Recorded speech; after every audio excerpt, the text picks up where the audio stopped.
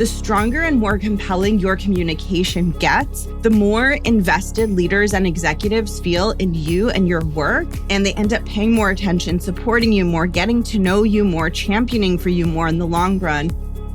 There are fewer, more valuable things that you can focus on in your career than making sure that when you are in front of leaders and executives, the way that you speak to them is super compelling, and that's what we're doing today. Welcome to The Art of Speaking Up, a podcast that helps professional women access the limitless potential that lies within them. I'm your host, Jessica Guzik, and my mission is to help you find that spark inside you that has the power to transform your career in ways you may not have thought possible. I'm so excited that you're here. And now, on to the show.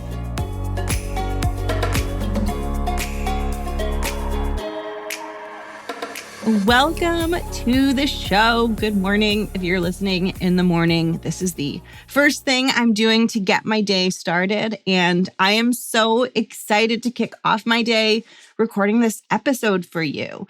If you're new to the Art of Speaking Up, welcome. My name is Jess. I am the host and creator of this show.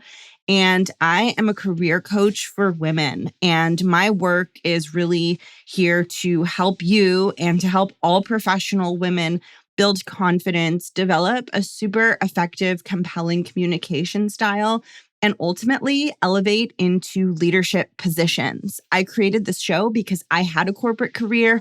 I wanted a leadership position. I wanted a big, exciting, juicy, upwardly mobile career, but I struggled so much with self-confidence. And eventually I got to where I wanted in my career, and I landed an executive position, and I was on this very quick, upwardly mobile track in the corporate space and super successful. But I really felt like for me in my professional journey in the corporate space, something had been missing. I couldn't find professional development, advice, and resources that resonated with me. I felt like the stuff that was out there either felt oversimplified or very outdated, and just like it wasn't inspiring me and speaking to me. And I started this podcast because I wondered, I was like, well, what if it just doesn't exist? And what if I create it, it will exist? And that's always how I viewed this show. And I'm so honored that you're listening and so excited to be here supporting you in your growth, whether you are listening right now on your commute to work, which, oh my gosh, I'm so honored to be part of your commute. I feel like commuting is a very important time. And for me to have made the cut to be in your ears during your commute, I take that very seriously. That humbles me. So thank you. But regardless of how you're listening, thank you for being here. I'm so excited for today's episode. I'm going to be talking about how to be really compelling to executives when you speak. This is something that really helped me advance in my corporate career. And to be quite honest, the longer that I coach women on this and the longer that I have this podcast and do this work, the more I realize that a lot of advanced communication skills come very naturally to me. It's just kind of how my brain works for some reason. And so part of what I've done for this episode and for the Art of Speaking Up Academy and just for so much of my work is sort of reverse engineering. What was it that I was doing in my corporate career that was having such a positive effect on the leaders around me? What was my secret sauce or my magic fairy dust that I didn't even realize that I was sprinkling on everything that I shared? And how can I give it to you? And that's really what this episode is, because the stronger and more compelling your communication gets, the more invested leaders and executives feel in you and your work. And they end up paying more attention, supporting you more, getting to know you more, championing for you more in the long run. There are fewer, more valuable things that you can focus on in your career than making sure that when you are in front of leaders and executives, the way that you speak to them is super compelling. And that's what we're doing today. Before I dive in, I want to quickly plug the Art of Speaking Up free resource library, which is a place where I have combined all of my free video courses and ebooks and worksheets and unpublished podcast episodes in one super organized, easy to access place. So if you want to dive into more of the courses and unpublished podcast episodes that I have created to help you find your voice and really thrive in your career, head over to jessicasitcoaching.com/free resources, or check out the link in the show notes to access the Art of Speaking Up free resource library, where you will find so many free courses designed to help you with assertiveness, finding your voice, executive communication, stepping into leadership. It's all in there. Whatever your goal is, you will find something in there that is relevant to you. Head over to jessicasitcoaching.com/free resources to get access to an entire library full of free video courses, ebooks, audio courses, and bonus podcast episodes. And I hope you enjoy. Okay, so now we're going to talk about how to be compelling to leaders and executives when you speak. And there are a few layers to this. So when I think about communication and I think about helping you become more effective and compelling, also when I'm thinking about guiding my one-on-one clients, and also in the design of my group program, the Art of Speaking Up Academy, the way that I approach this and the way that I approach getting you or my clients to this goal is I think about compelling, excellent executive communication as being built in layers, from the most basic layer to the more advanced layers, right? So you don't want to jump into making your communication super, super advanced if you don't have the foundations down. And so what I'm going to do today is I'm just going to walk you through what the foundations are that you want to make sure you have in place, because those are more important to start with before you jump on to some of the more advanced adjustments that you'll make to your communication to ensure it's super compelling. And then once I've walked through the foundations, then we're going to walk through some of the more advanced skills. So I'm going to be giving you a high level overview of all of that in today's episode. And the best analogy that I could think of for one, and I feel like this is such a loaded topic. And no, it's not politics. It's possibly even more loaded than politics. We'll see.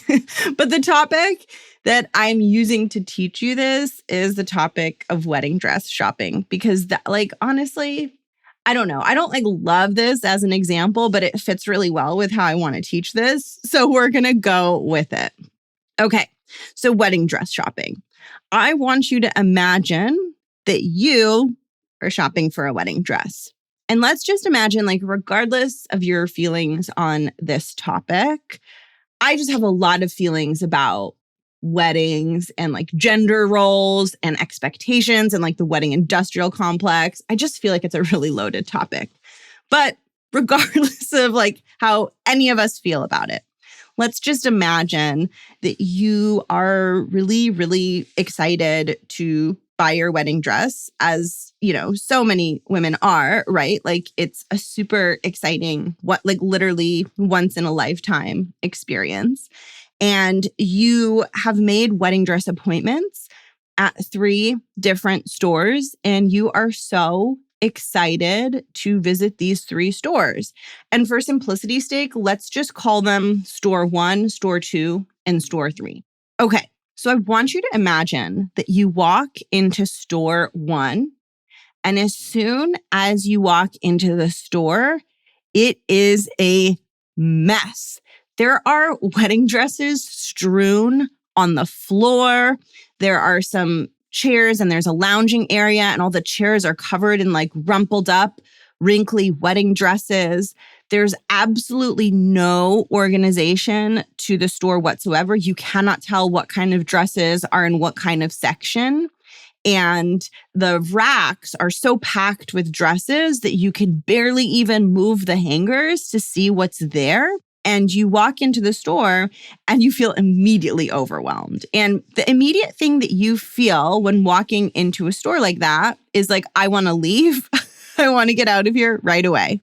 So I want you to imagine then that the sales clerk comes over to you, or maybe it's more of like the bridal consultant comes over to you and says, hey, like, I'm so glad you're here. It's time for your appointment. How can I help you? And you feel so overwhelmed by how disorganized this store is that you are like, I actually have to go. I'm so sorry. I realized I have a conflict on my calendar and I unfortunately won't be able to complete my appointment here. And you get out of store one because it is stressing you out. It was so messy. It was so hard to understand what was there and what was available to buy. And, you might be a little stressed out to begin with because this is a big decision, buying a wedding dress. First of all, it's a financial investment, right? Like wedding dresses are not inexpensive at all.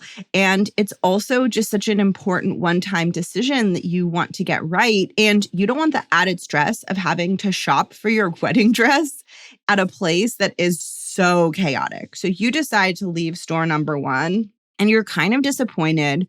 You're like, wow, like I was really excited to get started. And like that was kind of, a weird way to start the day. But I'm looking forward to store number two. Store number two will hopefully be much better and less chaotic and messy and disorganized. So let me just head over early for my appointment at store number two. And who knows, maybe they'll be able to start me early, or if not, I'll just hang around and wait. So you go over to store number two, and to your relief, you walk in and it is the most meticulously organized store you have possibly ever encountered.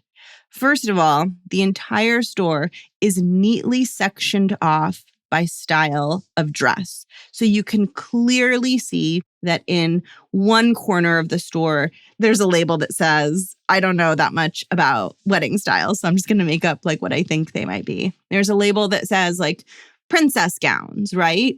And then in another corner of the store, there's an area labeled mermaid. And then there's another area labeled like lace and vintage. And each section, even within the section, is beautifully organized. The dresses are on the racks in a way where you can see them really, really easily. There's enough space between each one that you can get a look at each dress and really get a sense of everything that's in the store because it's laid out in a way that is so user-friendly. And you think to yourself, oh my gosh, I'm so relieved. I can finally begin this process. The store is so beautifully organized. I feel so excited. And lo and behold, the bridal consultant comes up to you and says, I see you're early for your appointment, but if you'd like, we can go ahead and get started. And you say, absolutely.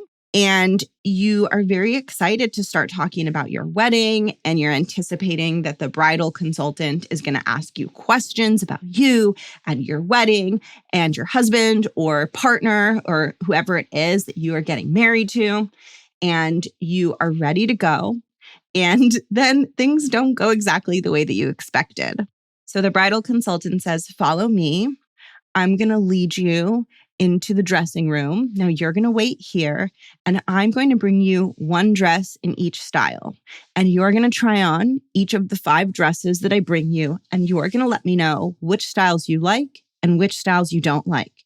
And then once you let me know which styles you like, I'm going to bring you more examples to try on of only the styles you like, and we'll continue narrowing until we're down to just one dress. How does that sound?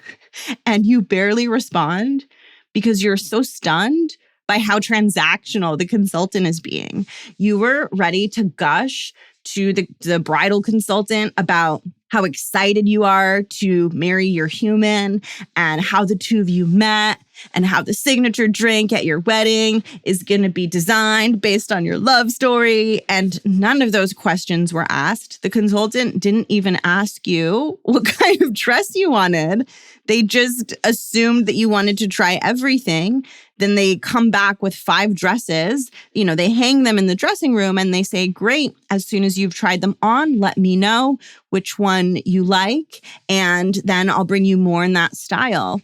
And you think to yourself, oh my gosh, I'm not even going to come out and show it to my friends like they do and say yes to the dress. I'm just going to like quickly try on these 5 dresses and tell this bridal consultant what I like. And you're feeling sad and disappointed. And you're like, wow, this isn't at all how I imagined this day was going to go. Like, yes, store number 2 is infinitely better than store number 1. It's not a mess. It's not chaotic. I actually wanted to go in and do my appointment.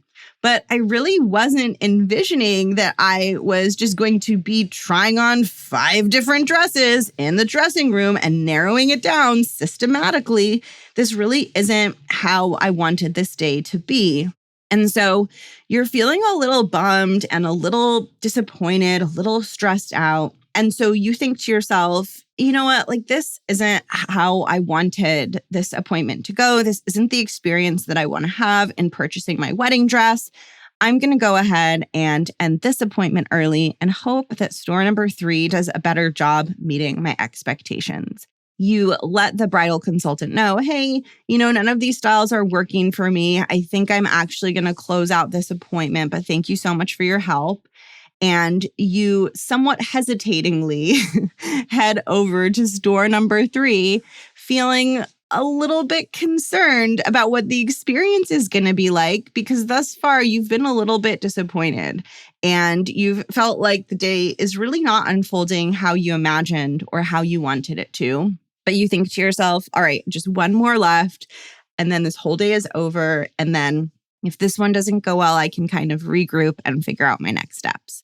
So what happens is you go into store number 3, and similar to store number 2, thank God, it is beautifully organized. It is meticulous. It is sparkling. Not only is it as organized as store number 2, but just the aesthetics inside the store are so beautiful. Every little last detail is thought out, from the gorgeous little flower pot on the side table in the lounge to the antique style frames on the big mirrors that reflect back, your image to you as you're standing in front of them in the dress. And you're like, wow, store number 3 really does look like it might provide the experience that I've been hoping for. And the bridal consultant comes up to you and says, it's so good to see you. This is such a special day. You must be so excited to begin this process. And you say, to be honest, it's been kind of a long day. I just wrapped up at store number 1 and store number 2 down the street, and I'm just feeling a little down and a little tired from the day so far. And the bridal consultant says, I totally understand. I want to make sure that your experience at store number 3 is special and exciting and memorable. I know that wedding dress shopping can be stressful and it can bring up a lot, but I want to do my best to make sure that you enjoy it, make sure that you get to sample lots of dresses, and make sure that we create a process that feels like a really special part of your wedding planning and your love story. With that said, can you tell me a little bit about your love story and your wedding and how it's feeling to be shopping for a wedding dress? And all of a sudden, as she asks you that question, you feel like a wave of warmth come over you. And you're like, oh my gosh, she actually cares about me and she's getting to know me and she's asking me questions. And as you start to talk to her about your wedding and your love story, she asks you more questions and you're feeling so taken care of. And she says, well, understanding that your wedding is more of a modern theme, are you thinking about a modern dress or are you open to lots of different styles? And you let her know that you're really open and that you don't want to write anything off. And she says, well, great. How do you feel about going with a few very, very different kinds of dresses? And we can see how you feel in them. You can share the ones that you want to share with your friends, and you can come out and we can all share our thoughts. And then based on that, we can figure out what style or styles are the ones that you want to explore more as you find your dress for your special day. And you're like, oh, that sounds amazing. And you're thinking to yourself, well, that process sounds somewhat similar to store number 2, but I feel so much more taken care of here. And this feels so much more fun. And so you get in the room And the bridal consultant brings out the dresses and says, how are you doing? How are you feeling? Do you prefer to step into them by yourself? Would you like me to come in and help you get adjusted and help you get inside the dress? And you're feeling taken care of and comfortable. And so you say, yes, I'd love a little help. This seems kind of hard and complicated. And she says, no problem. I've got you. And you spend the rest of your day at store number 3 trying on dresses, stepping outside to show them to your friends. You're feeling amazing. You're feeling like a total queen. And at the end of the appointment, you narrow it down and you find your perfect dress and you leave feeling a sense of relief, feeling a sense of like, oh my gosh, I'm so glad that store number 3 wasn't the same as the first 2 stores, because otherwise, like, this day that I was like looking forward to and really excited about could have turned out to be really, really disappointing. And so you have your dress, you have the most beautiful wedding, and everyone lives happily ever after.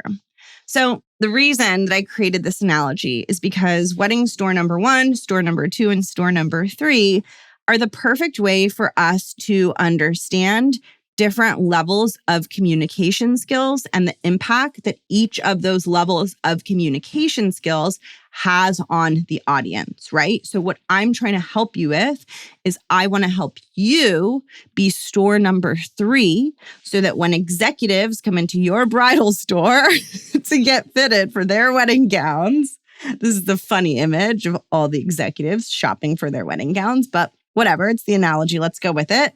But when they come into your store, they have an amazing experience, right? And the way that I think about it is like when you're wedding dress shopping store to store, you're seeing all the different stores and their strengths and weaknesses become obvious because you're going from store to store. So you're naturally going to be comparing them. Likewise, if you think about a busy executive, well, they're not going from wedding store to wedding store, but they are going from meeting to meeting, back to back, right? Most leaders have a pretty full meeting schedule. Many of them will carve out a lot of like white space on their calendars. But I mean, in a given week, they're going to be going meeting to meeting for sure. And as they sit in these different meetings, they encounter various levels of sophistication in terms of the way that the person leading the meeting is communicating with the executive. So just like you shopping for your wedding dress are encountering all of these different stores and having these different experiences that really stand out because it's one after the other, similarly, executives are popping into different meetings that are being run at all sorts of different communication levels and all sorts of levels of sophistication. And so for them, the differences can be quite noticeable. This is why it's so essential that you are operating like store number 3, because if someone only shops at one wedding store and they only ever go to store number 1, then they might just think like all wedding dress stores are of poor quality, right? And it might not land as like an issue.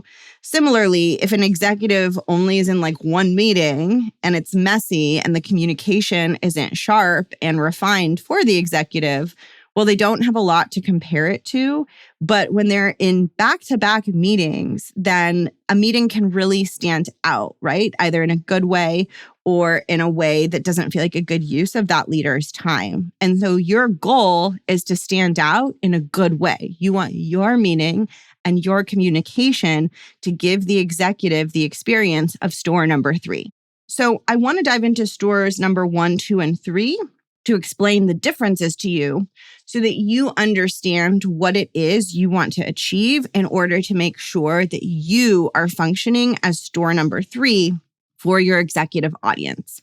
And by the way, when I say executive audience, all I mean by that is that your audience is more tenured than you, right? So an executive can mean a leader, right? But depending on where you sit in the organization, maybe your most senior, most executive audience is just your boss, regardless of where they sit in the organization. But really what we're talking about is an audience who is in a leadership position, who comes with a level of sophistication and who has many meetings on their calendar and is likely to notice and pick up on the differences in communication quality and style.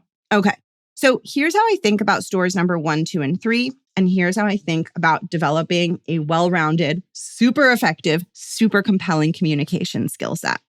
The way that I think about our communication skills is I think about them in layers, where we want to start by building the foundational layers first. And then once we have the foundational layers in place, then we want to begin developing more advanced communication skills that sit on top of those foundational layers. And what I have found with communication when it comes to the foundations is once you learn the foundations, you come back to them over and over and over. So it's not like the foundational communication skills become easier necessarily once you know them because they're foundational. It's just that you need them in place in order for it to make sense for you to amplify the impact of your communication with more advanced skills. And this will make sense as I get deeper into explaining this. So here's how I think about it.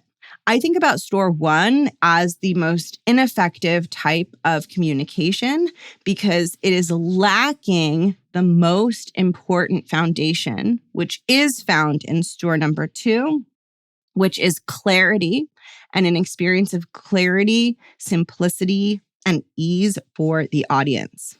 When we are communicating, it's as if our audience is walking into our store. And just like in the wedding dress example, when you walk into store number one, you immediately want to leave because it is so disorganized that it stresses you out. It elicits a negative response.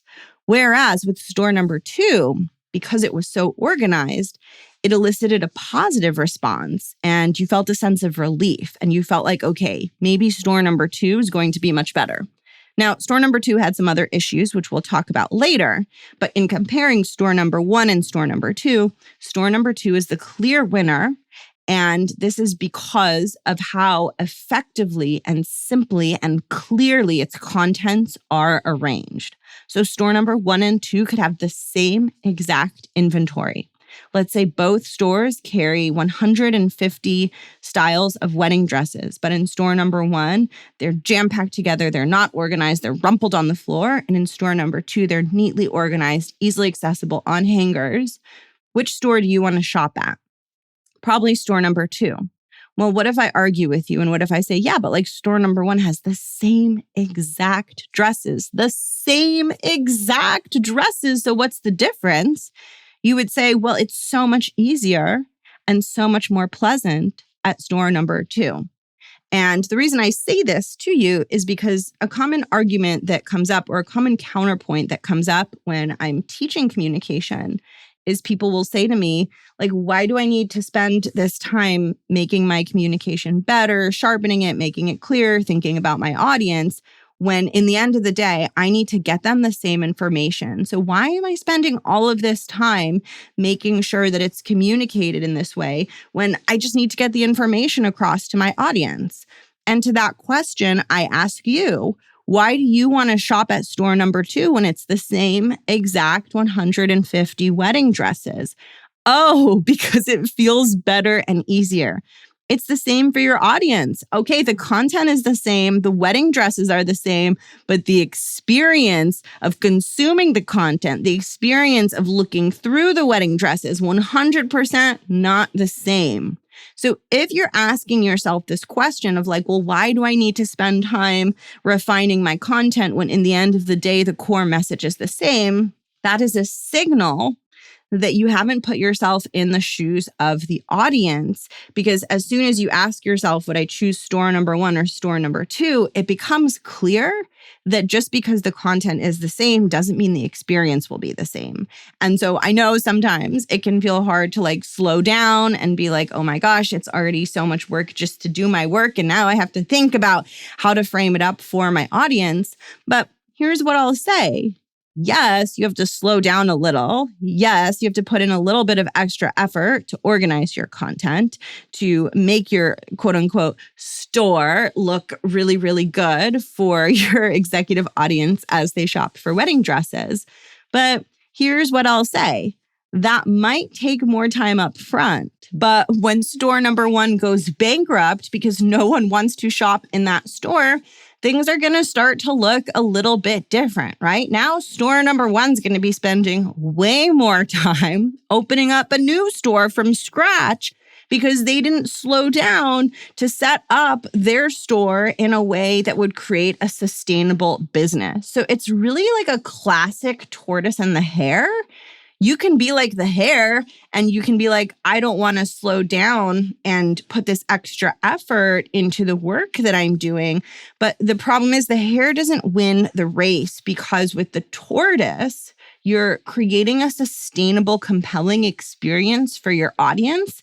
You might have to put in extra time up front to create that experience. And it's going to save you time on the back end as you experience more success in your career. So it's so important to zoom out and look at the long game of these decisions and really think about like, okay, I can rush through this and I can put it in front of executives and I can waste the opportunity of face time and the opportunity to show them how strong my work and my leadership is. Or I can take more time and seize that opportunity. And that might mean spending a little bit extra time working on my materials, right? If you're a client of mine, that might mean carving out an hour a week to be with me one-on-one or be with me inside the Art of Speaking Up Academy.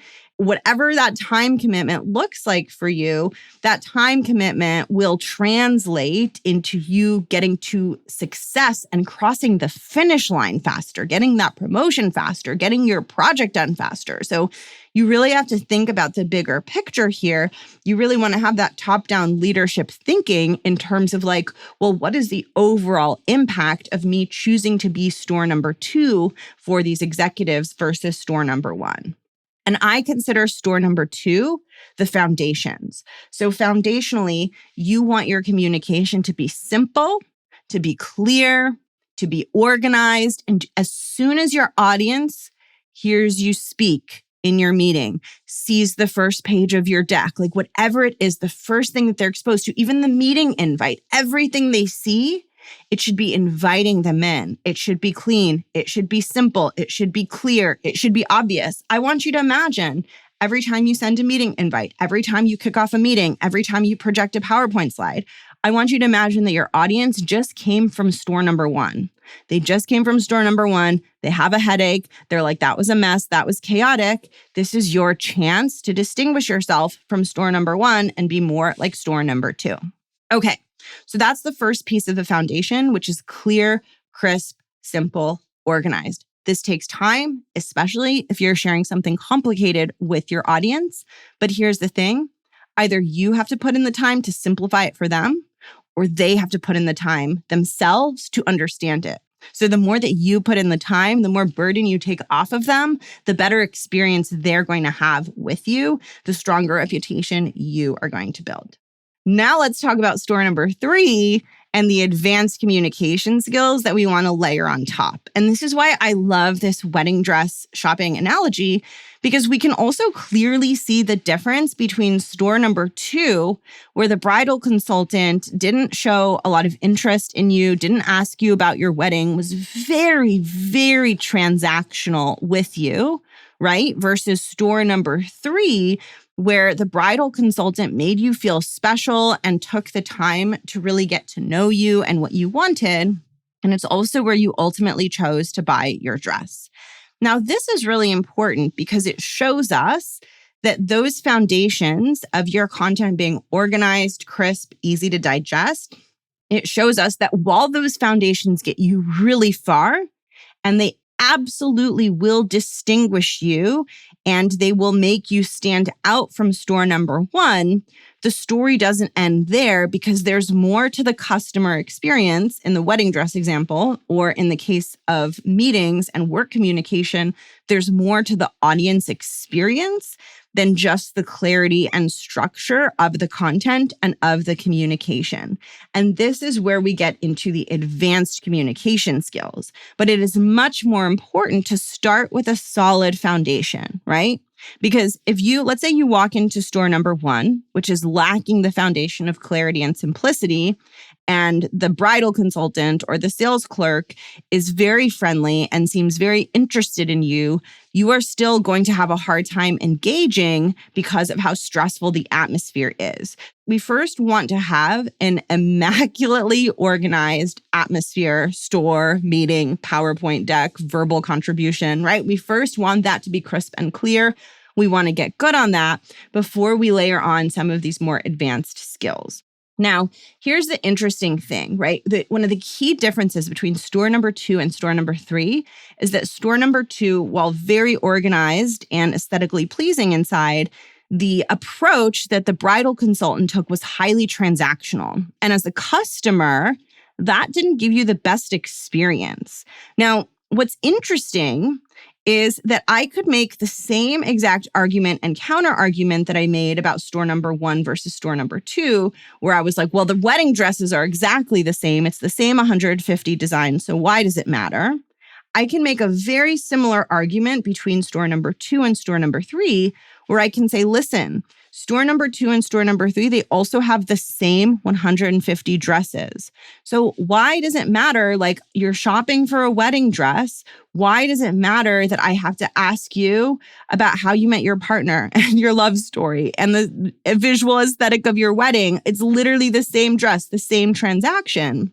And to that I say, as a customer, the way that you interact is going to feel really different for you. So yes, in the end of the day, store number 1, store number 2, and store number 3 have the same 150 dresses. But which of those 3 stores is generating the most business? Even if you as a customer, let's say you as a customer don't really care so much about whether the sales clerk is transactional, we have to look overall at which of these 3 stores is generating the most business and matching the most brides, like the highest number of brides with their dresses. It's going to be store number 3, right? So this matters to humans. It for sure matters to me. Like, if I'm in this example, I'm always going to choose store number 3. That sounds much better to me, especially for something as special as like a wedding dress. You can see then that it's not just about the fact that your content is clear and organized and creates a positive first impression on your audience and feels really easy to navigate, but you also want to make sure that when you're communicating, especially with executives, especially like this, I cannot emphasize to you how important this is. When you are communicating with executives, you want to go beyond the transactional and you want to make the way you're communicating deeply inspirational and deeply personalized to those executives' interests and the things that matter to them most. So just like when someone is shopping for a wedding dress, it is so special for them and it has so much meaning for them. I want you to think about those executives and their KPIs and them delivering results across the organization as their wedding dresses, right? Every single executive has a goal that in their heart holds the importance and urgency of finding the right wedding dress. That's why I love this analogy so much, because I think we all have this innate understanding of how important something like a wedding dress can feel. And likewise, with these executives, their goals and what they're trying to build also feels very, very important to them. And so just like in store number 3, because this wedding dress is so important, you really want the bridal consultant to care about you and ask you questions and make sure you're having a good experience. Similarly, when you're speaking to executives, you are helping them find their wedding dress. You are helping them achieve the goals that matter most to them. Your work is relevant to them and their goals and their teams and the work that they do. That's why they are in your meeting. If you're speaking to them about something that could have potentially as much importance and emotional significance as a wedding dress, you want to make sure that your experience goes beyond the transactional. And you want to make sure that it's memorable and it hits them in the emotional areas that matter most to them. So how do you do this? You do this by making it your job to get them excited and invested.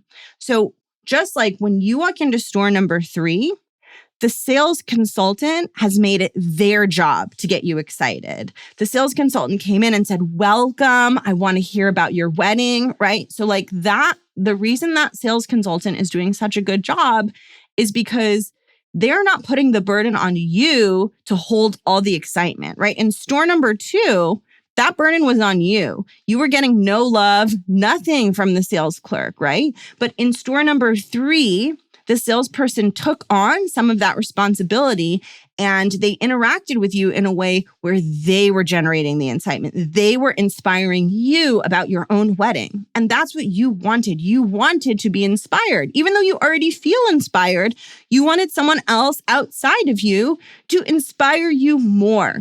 And that's what we're doing with executives. They are hungry. They are driven to achieve their goals. They are excited about the possibility of achieving their goals. But as someone who is aspiring or who is in a position of leadership, it is your responsibility to show up as clerk number 3 and inspire them more, right? So you don't want to be like store number 2, where the burden is on your audience to get excited and inspired. You want to be like store number 3, where you're taking on the burden and the responsibility to get your audience excited and inspired about the work that you do. And I consider this an advanced communication skill because it's very, very different than the foundations. So making sure that the wedding store is organized, making sure that your content is crisp and clear and effective is super important, but it's a very different mental muscle. It's all about clarity and simplicity and creating that seamless, easy audience experience. And then the inspiration piece is completely different. It's much more creative. It's much more about finding connections between your work and their goals. And it's also much more about finding organically where your enthusiasm is for helping them and making sure that you are bringing that into the conversation. Just like that sales clerk, that person, I would assume, who has that job really loves weddings and really loves brides. And so when someone comes in the door for their wedding dress shopping, that sales clerk can organically create inspiration, right? Like they don't have to be fake about it. They are genuinely excited. Their job is to get paid to help this customer find their wedding dress for their dream day. So it's not fake, yet it's intentional. It's part of the process. And that's how I want you to think about yourself and your relationship with your audience. It is your job, just like sales clerk number 3, to elicit that inspiration, because your executives' goals are like their wedding dresses, and them hitting their goals is like their wedding day. And you're the bridal consultant coming in, and depending on your role and your project, maybe you're helping them find the wedding dress. Maybe you're planning the catering. Maybe you're helping them with the music list. But your work somehow plugs into their goals and their wedding. And sometimes it's really obvious and sometimes it's not obvious, but it's your job to ask yourself how and to ask yourself what it looks like for you to play the role of the store clerk in store number 3 and elicit that inspiration from your audience. When you are doing this consistently, when your content is clear and crisp and easy to understand, and you're eliciting inspiration from your audience and speaking to them that draws on their existing interest and excitement about the work that they do and their own goals, when you're doing those things, you will make an unforgettable impression and your work is going to feel so different. It's going to go from feeling like people are there listening to your meeting, half paying attention, half not, to like they are invested. You are working on this work with them. They are a part of this. They are supporting you. They are helping you. It is going to change the dynamic. It is going to change the effectiveness of the work that you do. And it is going to change how you are perceived in the organization. Because like I said, stores number 1, 2, and 3 all sell the same 150 dresses, but guaranteed when the executives are wedding dress shopping at all 3 stores, they are going to remember and they are going to push for store number 3 as the one that they want to get behind and support. So your goal should be to be like store number 3, and you want to take advantage of every opportunity, every interaction, every meeting, every informal conversation. I want you to imagine that that executive is stepping into your store, and you want to make sure that you're distinguishing yourself as store number 3. It is going to have an enormous impact on your career, and it is what helps take you from someone who, everyone knows does really good work to someone who's seen as a leader and who's clearly on that leadership track. Thank you so much for tuning into today's episode. I know I'm getting super excited and passionate. I love this so much, and I hope that this example was helpful. I hope it made things click for you in your mind, and I would love to invite you to master all of these steps with me inside the Art of Speaking Up Academy. The curriculum of that program is built around these concepts. So I teach you first the foundational work of making sure your content is crisp and clear, but then we layer on these advanced communication skills. You learn them very deeply. You get to practice applying them so that you have an understanding of how to elevate your verbal and written communication to a level that is going to consistently impress the executives around you and leave them with a really strong impression of you and your work. And as you do that, your confidence grows by leaps and bounds, and that is what I am here to help you with. If you know that you want to take this work deeper, if it is super important for you to distinguish yourself by developing these capabilities, head over to jessguzzetcoaching.com/academy and add yourself to the waitlist for the Art of Speaking Up Academy. You will be first notified when I open another cohort, and I strongly recommend making sure you're on the waitlist if you know that you want to be part of a future Art of Speaking Up Academy cohort, because the last cohort I opened filled up just off of the waitlist before I even had a chance to announce it publicly. So you want to make sure that you're on there so that you don't miss the next enrollment, and so that you have the chance to take your career, your confidence, and your communication skills to the next level. You can head to the show notes to reference everything that I mentioned in today's episode. You will see the link to the free resource library. I will link the Art of Speaking Up Academy so you can learn about that program and add yourself to the waitlist. Thank you so much for being here. It is such an honor to get to support you. And I look forward to hearing your stories about your evolution to becoming wedding dress store number 3. Have a beautiful day, and I'll catch you next week. Bye.